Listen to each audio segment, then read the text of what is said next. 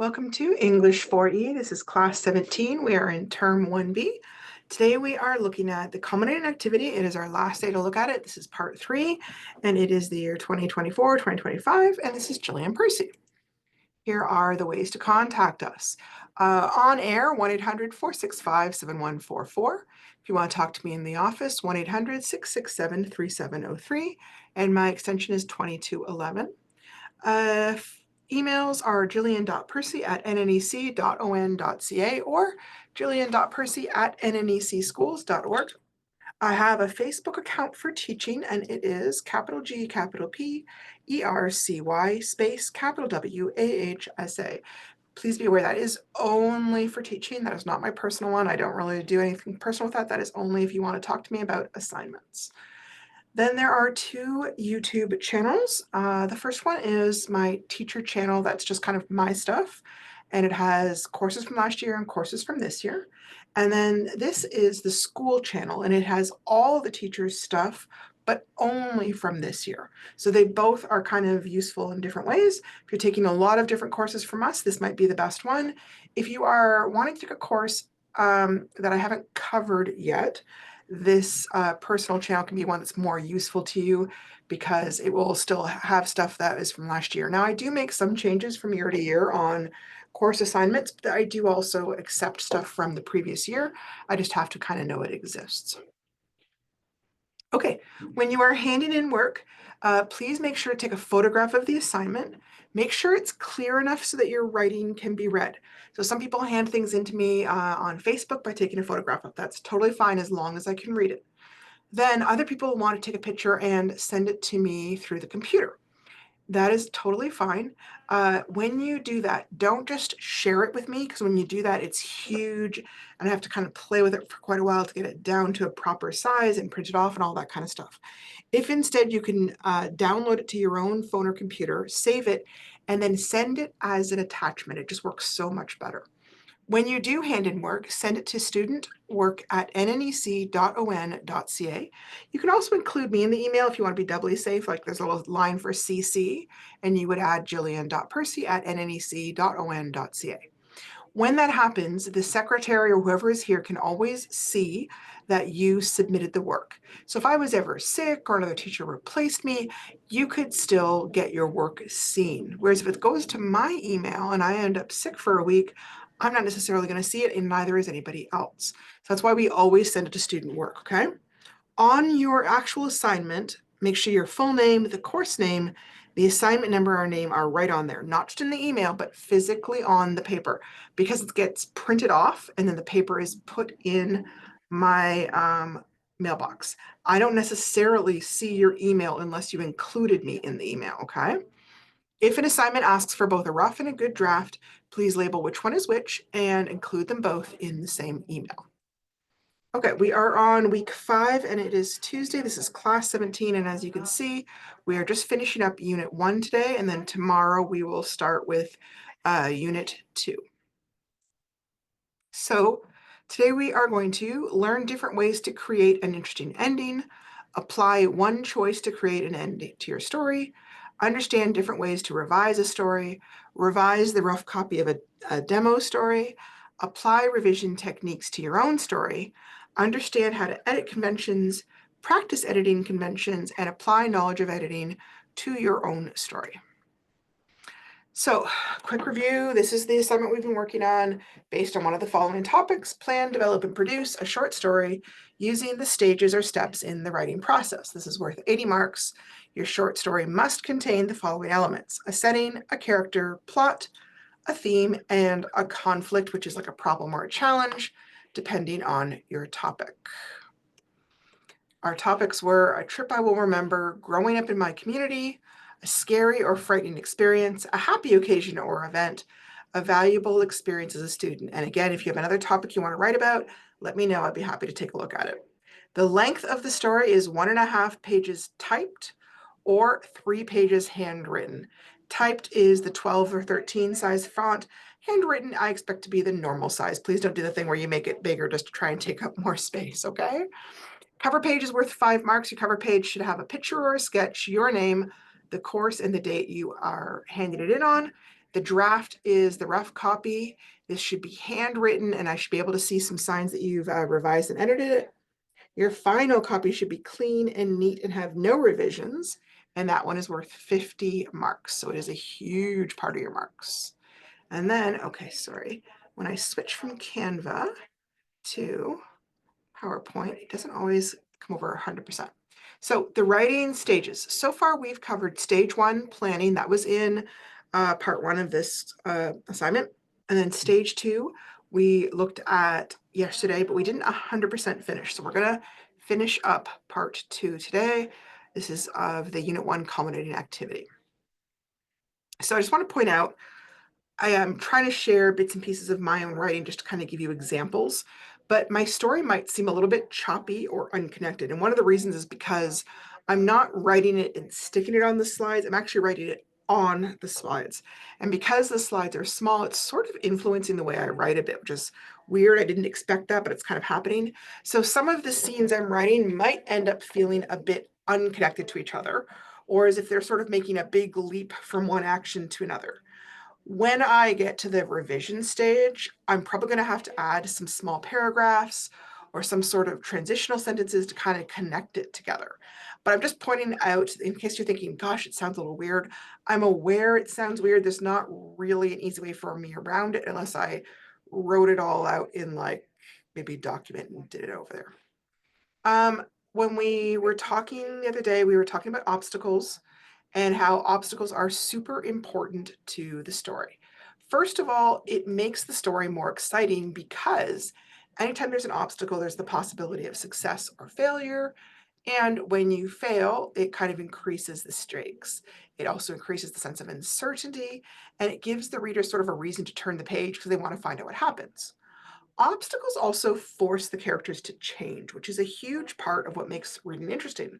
They may change externally, they may choose different choices or actions, but they can also change internally. They might re-examine their priorities, their fears, their beliefs, their weaknesses, while they're facing down these challenges. It can force characters to make hard choices or sacrifices. And when they do that, we can see the truth about our character. And if they like make poor choices, we can see their character as well. So either way, facing the obstacle can be kind of important. Without challenges, our characters won't seem as heroic. Now, keep in mind, not all characters are heroic. That happens. But if they are heroes, they need to show courage and determination in the face of failure, and obstacles are a chance for them to show it. Basically, an obstacle reveals who people are at their heart. It also gives you a chance to discuss your theme, which we're going to come back to in a little bit. So hopefully you've got kind of your main story written and you're kind of winding down.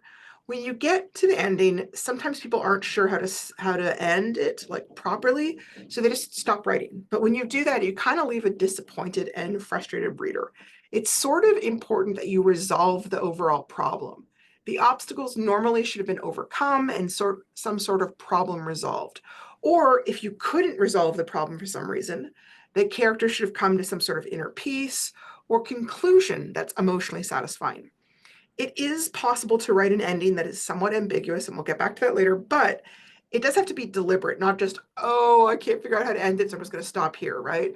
And some readers really hate ambiguous endings, so you need to be cautious of that as well.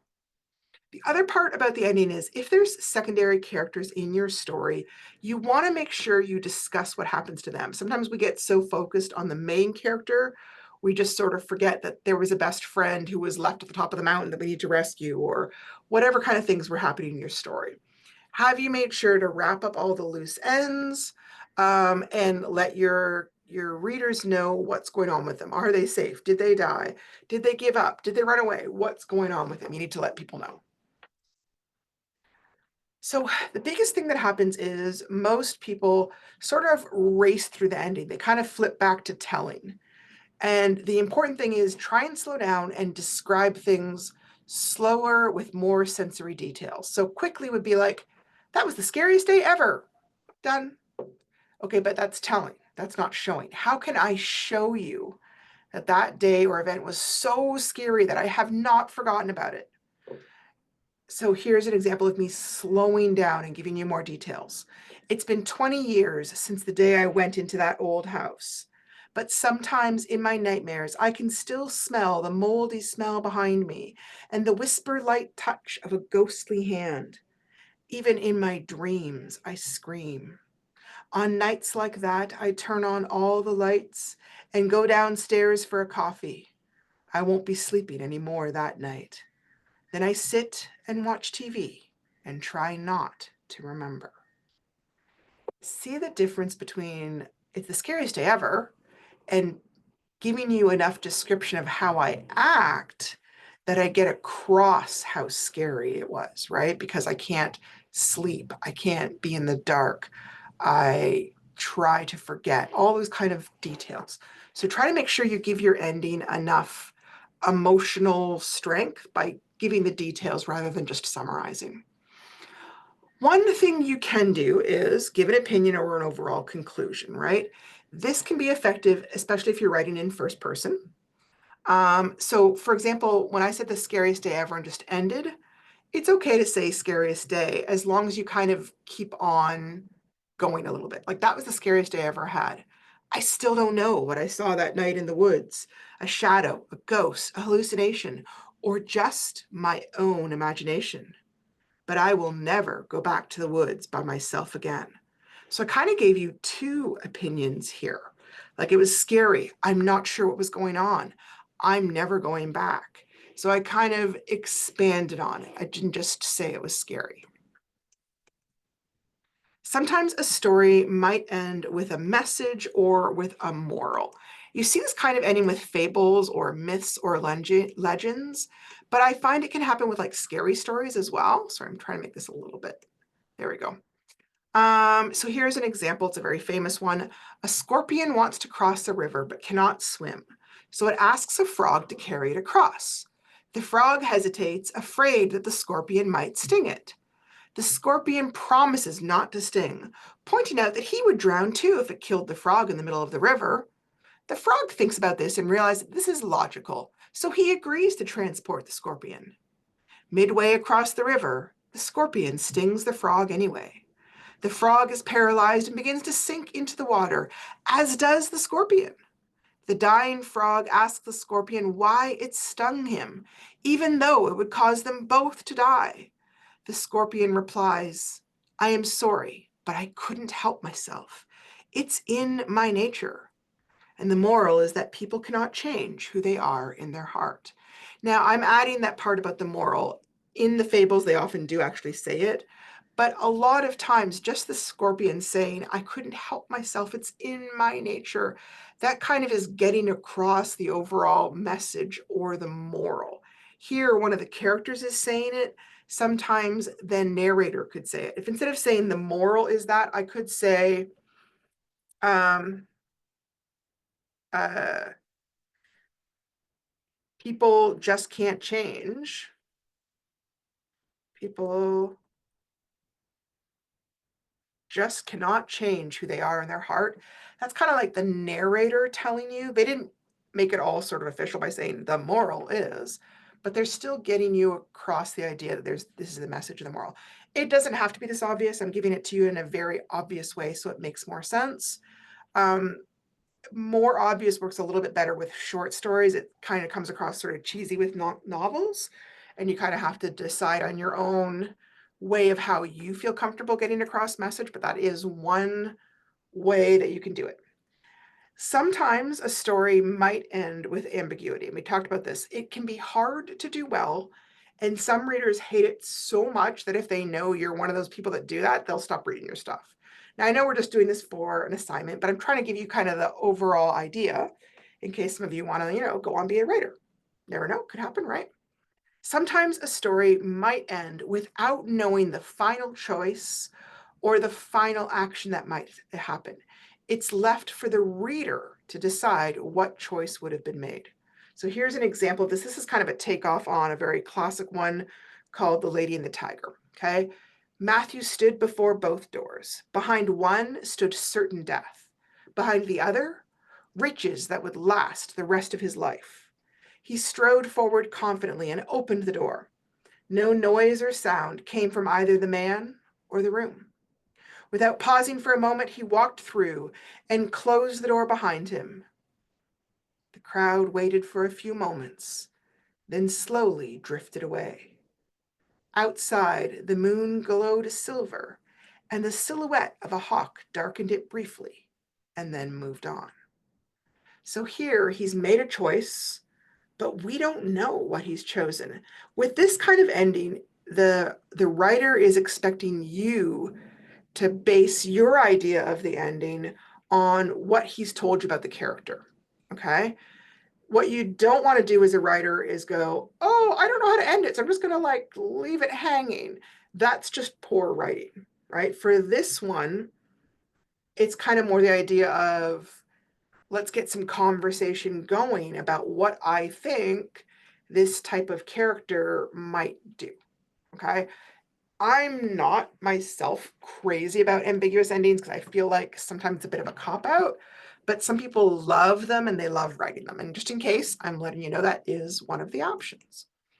Okay, so part 3 of this kind of starts. Part 3 is basically stage 3. And it's where we begin to look at the revising.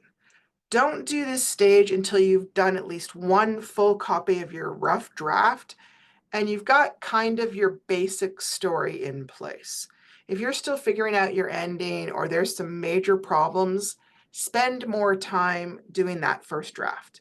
But if you've got kind of the basics done, now is the time to go back and figure out what can I improve and change. The thing is, most people are like, well, I'm not sure how to start. The other thing that happens is sometimes people get mixed up between revising and editing, but they're really not the same thing at all. Let me show you. For revising, the main focus is on improving the sense of the story, the plot, the characters, the setting. For editing, really the only thing you should be focusing on for editing is the errors in conventions, spelling, punctuation, capitalization, and grammar.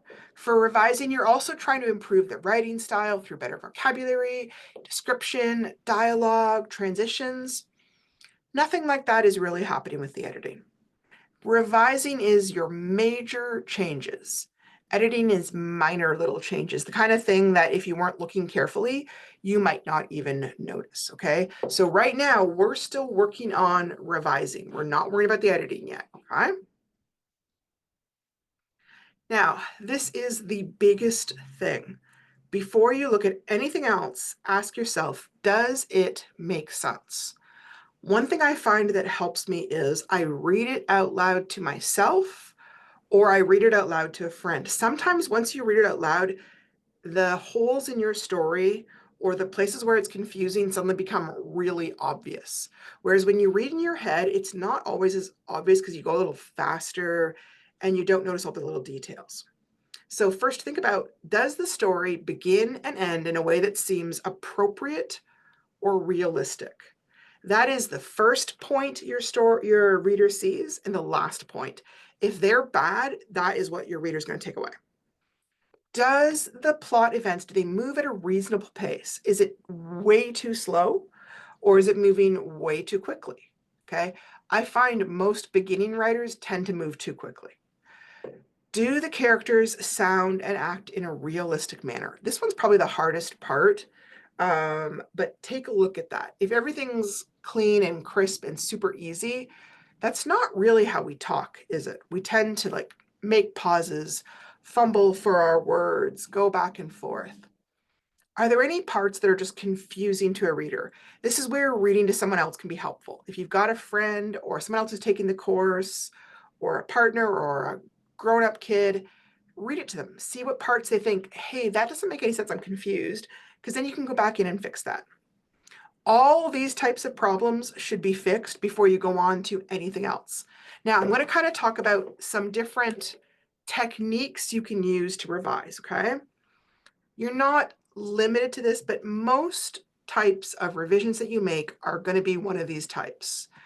You're either adding more information, like new words, new phrases, new sentences, even new paragraphs, or you can be removing unneeded elements. sentences, phrases, even paragraphs that are off topic, they're repetitive, or they're just not really needed, right? You can move things around and make a better order. Sometimes words, clauses, sentences, or even paragraphs need to be organized in a different way. Maybe you need to improve it so it makes more sense in a chronological sense. Maybe you want to change it around because you decided you want a flashback. There's all different reasons why you might want to move something around. And then substitute, I always think of substitute as just meaning change, okay? So words, clauses, and sentences can be changed or substituted. Better words, stronger verbs, different sentences that convey things differently. I feel like this is a big one, but these are all kind of important ways to try and fix things. Okay, so I'm going to tackle each of these types differently, okay? Adding to your work, add more details. This is huge. A lot of people who are beginning writers, they just don't tell you enough information. You can add more details about the setting, the character's looks or their thoughts, more information about the actions or the events. It's really important to use sensory details like how things look, their smell, their taste, their feel, their sounds. Add more dialogue, not pointless things like hello, hello, she said, because that's not really telling you anything. Yeah, we do say it. It's not the worst thing in the universe, but you don't want the majority of your dialogue to sound like that because it's just boring. Dialogue should help reveal the characters' thoughts, their feelings, their personality, their motivation, their fears, their worries, all those kinds of things. Add transition words and phrases. These are kind of those little linking words that help your reader understand sequence or order or what type of relationship is going on, okay? Things like then, next, finally. Introductory phrases that show shifts in time or place, like the next morning we went to the mall, or after supper we decided. Things that just kind of make sure your reader are picturing place and time. Helping your reader to visualize what's happening is huge. Yep, okay, so, right, how a character looks. You can add more detail about a room or building, appearance, landscape, individual actions. So let's say I initially wrote this. Trevor insulted my girlfriend. I got mad and swung at him. We fought, but I won. How could I add some more description to this scene to kind of bring it to life? Because this is going kind of fast. I want it to seem natural. I don't want it to seem weird or stiff. Oh, hang on a second. There we go. So first of all, I can add some description of where and when you guys are. It was Sunday morning. I was having a laid back morning. I made myself some pancakes and coffee. After that, I was playing Fortnite. I was partway through a game when I heard a knock at the door. It was Trevor. So here I've slowed right down, but I've given you a better sense of the setting. I could describe the character. He's one of my cousins, not one of my favorites, but he's all right. He looked kind of angry, but he always looks that way. All right, so I told you a little bit about their relationship, how he looks, and a little bit about his personality, because he always looks angry. And then I can add a little bit more description of the place if I want to, or more of the character. Trevor walked in and looked around. I could tell he was wondering where to sit. My laundry was on one side of the couch, and a bunch of snacks were on the other side. Clearly, the middle was my spot. I went into my bedroom and dragged an old wooden chair out. It wasn't pretty, but it was sturdy. The other thing you can do is you can add feelings and explain the reason why, okay? Remember, don't just tell me, show me. Here's one different story, obviously. We were just teenagers, and it started when Alex dared me to go up to that abandoned house. Rumor has it that the guy that lived there killed his wife, and her ghost still haunts that place. The story made my skin crawl the first time I heard it, and it was crawling again now. Would her ghost look like her when she died? Could she hurt me? My heart was racing, but I tried to keep my voice calm as I spoke. That won't bother me none. Sure. So I am getting across that he's scared, but I didn't say the word scared. I told you about some scary things: abandoned house, ghost. I tell you how his feels, the skin crawls, the questions he's asking: how would she look? Could she hurt me? And then I'm also telling you his heart was racing. All those things kind of get across the idea that he's feeling a bit scared without just saying he feels scared. The other thing is improving the dialogue. This is probably, I think, one of the hardest things because slowing down, it feels hard at first, but it often is a great way to get across what the characters are really like. So here's, say, the original. My boss was mad. I told you to have that report ready for this afternoon. I'm sorry, boss, I muttered. I felt terrible.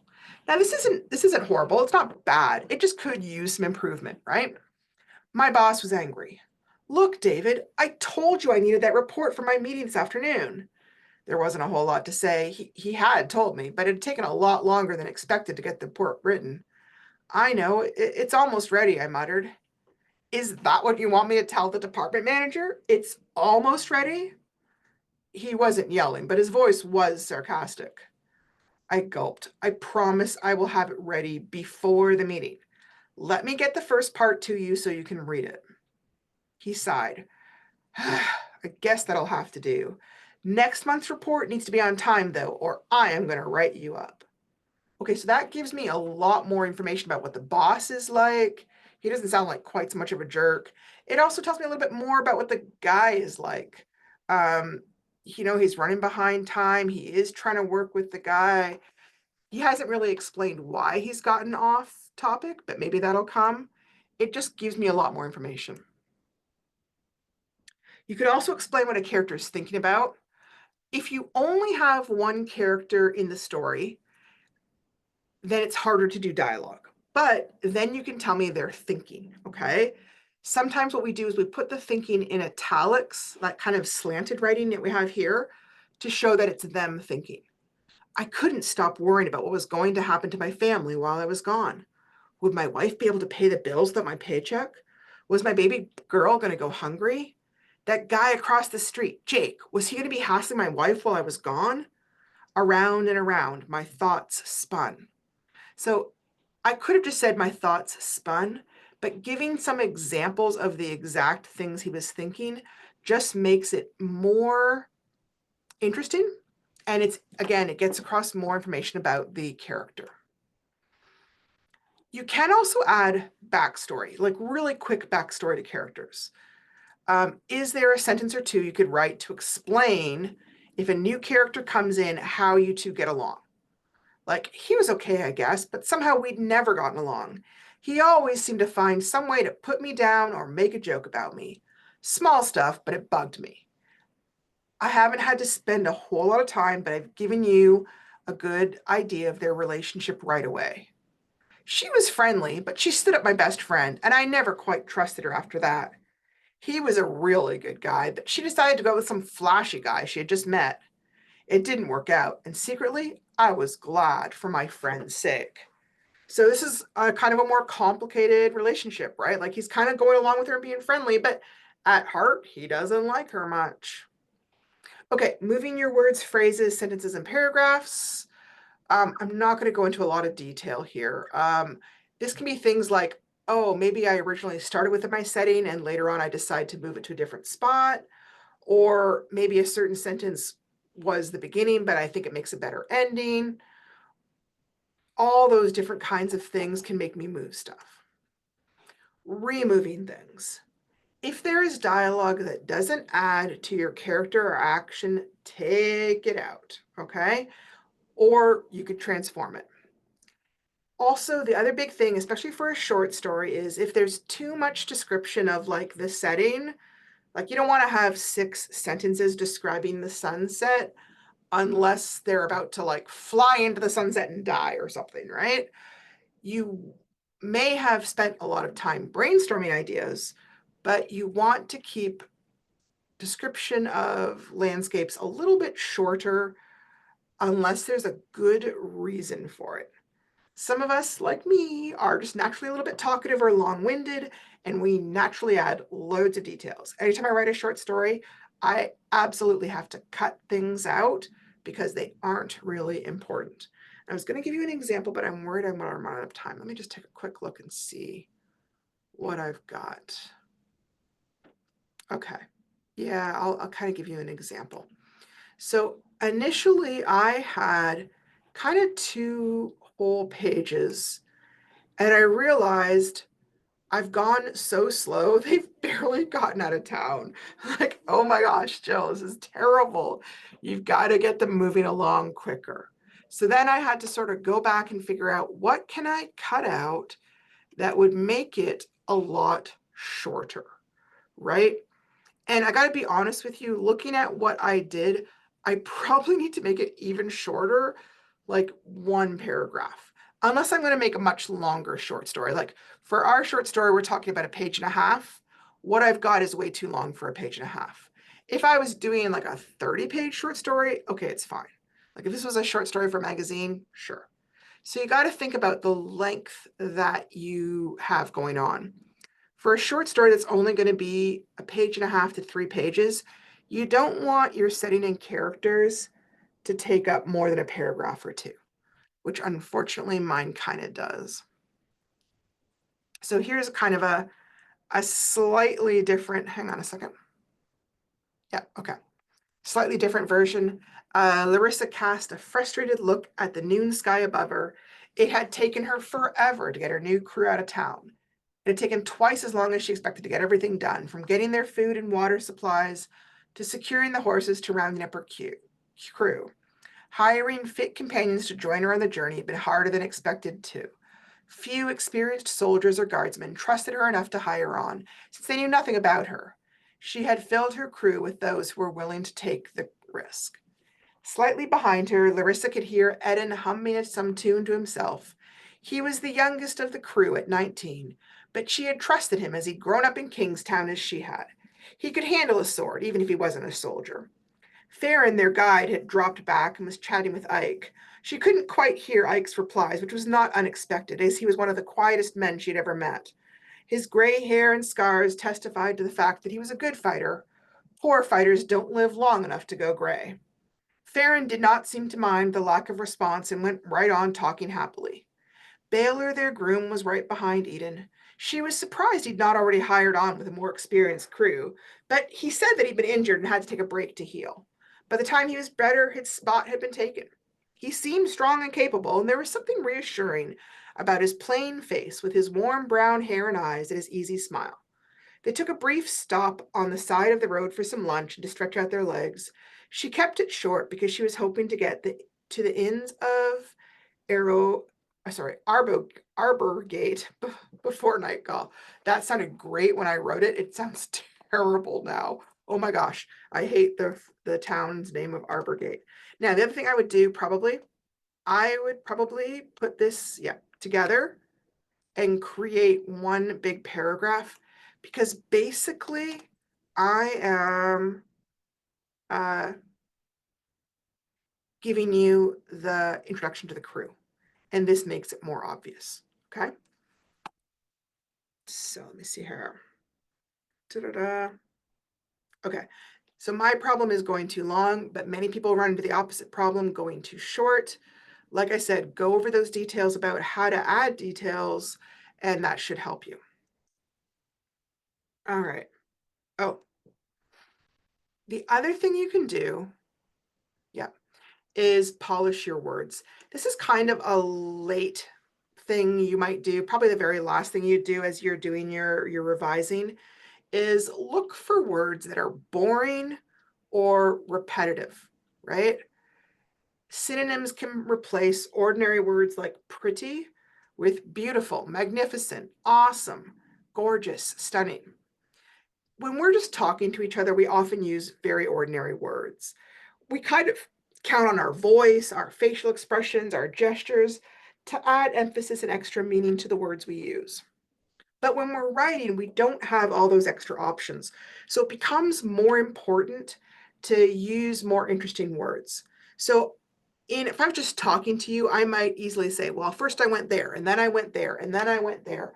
But in writing, it comes across boring, maybe even irritating, because it's the same word over and over again.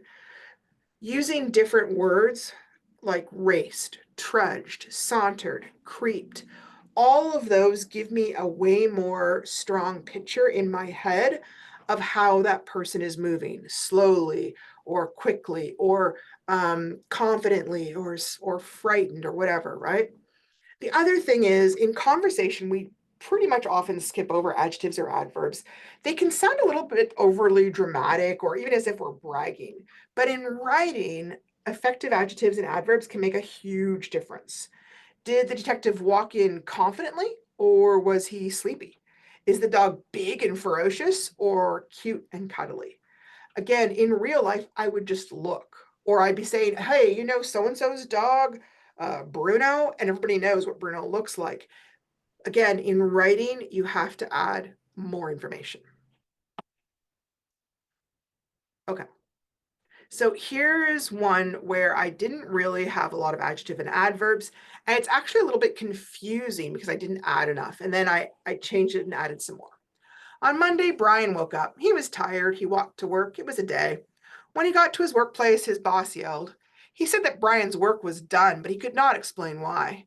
Brian was confused by this conversation. He asked his boss to underline the parts. His boss turned red and stormed out of the office. On Monday, Brian woke up late. He was very tired. He walked slowly to work. It was a bright, sunny day. When he got to his horrible workplace, his boss yelled loudly. He said that Brian's work was done badly, but he could not explain why. Brian was confused by this difficult conversation. Carefully, he asked his boss to underline the worst parts. His boss turned bright red and stormed out of the office angrily. So that one is so much more clear. I have a way better picture of what's going on. So don't forget your adjectives and adverbs, okay? Oh, the other thing is using the words over and over again. So example, things like delicious can get used over and over again. So a food blog, they added things like tasty, enjoy, best tasting. Here they added other words like crispy, buttery, creamy, harmonious. All these different things were new words to kind of give you a better picture than just delicious, right? Okay, once you're completely happy with how your story sounds, then you go on to the editing. Because remember, the editing is just the minor cleanup. It's just like the little touch-ups. Okay, hang on a sec. So spelling, punctuation, capitalization, and usage and grammar errors. Capitalization.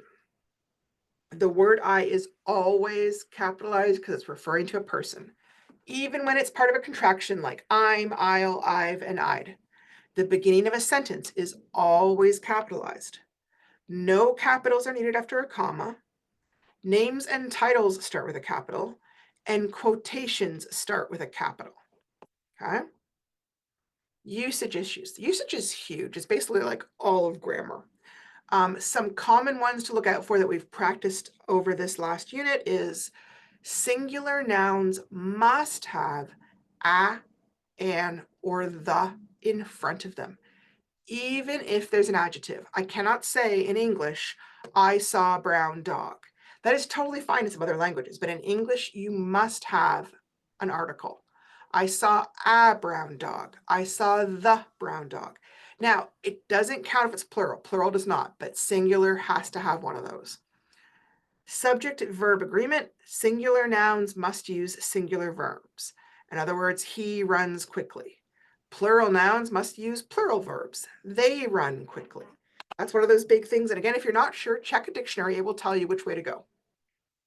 The other big thing is run-on sentences. Hopefully you pulled those out while you were revising, but if you didn't, now is the time to fix these. Remember that you cannot join two or more sentences together without using a conjunction or possibly a semicolon, okay? I bought groceries. I also got the car washed. That's two separate sentences. I could say I bought groceries, comma, and then I also got the car washed. That works. Incomplete, walking down the street. Who's walking down the street? I don't know. You haven't told me. You got to tell me who or what, and then you got to tell me what they're doing. The other thing is mixing up those irregular adjectives and adverbs. He wanted that toy bad is incorrect. He wanted that toy badly is correct. We kind of talked about that a little bit in the original versions of the assignment. It's not, I don't find it super a big issue, but if it's one of those issues for you, then check on it. The other thing is punctuation rules. There's a lot of rules to go over, but I'm really going to focus on the most common errors. The biggest thing is commas, okay? Most people, the issue is they are using a comma instead of a period at the end of a sentence, okay? Or they're using a comma by itself to try and join two smaller sentences together. But you can't do that. It's not legit in English. Instead, you either need to use a coordinating conjunction or a subordinating conjunction like, I like apples, but I hate pears. After I eat, I can play outside. Oh, sometimes people I find they're not sure what to do with commas, but they're aware commas should be there. So what they start doing is they just add a comma every few words. Like they'd say, using a comma, instead of a period, comma, at the end, comma, and they're not sure what to do. So they're just kind of like, they're salting the sentence, okay? Don't salt your sentence. If you're not sure where the comma goes, honestly, just leave them off and I will start to kind of help you along with that, all right? The other big thing is apostrophes. Sometimes people forget to use an apostrophe with contractions like I'll, I apostrophe LL, or can't, CAN apostrophe T. If you are joining two words together and dropping one of those letters, you need to have the apostrophe wherever you dropped that letter. The other thing I find is sometimes people are using an apostrophe when they don't need to, right? If you're making a noun plural, it just needs an S. If I say I have one student coming to see me versus I have 4 students coming to see me, I only need the S. I only need apostrophe S if I'm trying to show belonging, like it is John's house. The other tricky thing is if it's a plural noun, we don't put it between the noun and the S, we put it after the S. So here's what I mean, kind of like, all right, if I said, sorry, the teacher's car broke down. So here, this is one person, one teacher. But what if I said, the teacher's hockey team is playing the students' hockey team. So now I'm not talking about one teacher, I'm talking about many teachers. And that's why the apostrophe moved, because teachers is already plural. I don't add an extra apostrophe S, right? We just don't in English do that, but we sort of assume that the S is there. It's the best way I can put it, okay? So it's not the end of the universe, by the way, if you do make these mistakes, because remember that spelling is a small part of your marks, not all your marks. So don't fret too much if you're not 100% sure of these things, okay? Spelling mistakes. The most common spelling mistakes I see in people's writing, it's always the same few things. Confusion over the words to or two. Usually the one that's TWO, there's actually 3 of them, right? Okay, so TWO is the number 2, okay? This 210, wish I had a little arrow here, is a directional, okay? The other 2 is like me too, me also. So I'm going to write also after that, okay? And if you put the wrong spelling, then it means the other word, all right? So he is going to the store. If you put double O's there, he's going to the store, it doesn't make sense. I could say he's going to, like, oh, my big brother was going and he's going to, but I can't say he's going to the store and use double O. You need to bring the water too, like in addition to whatever else they asked for. The other one that's really common is the three there's, there, and there. ERE shows location, the park is over there.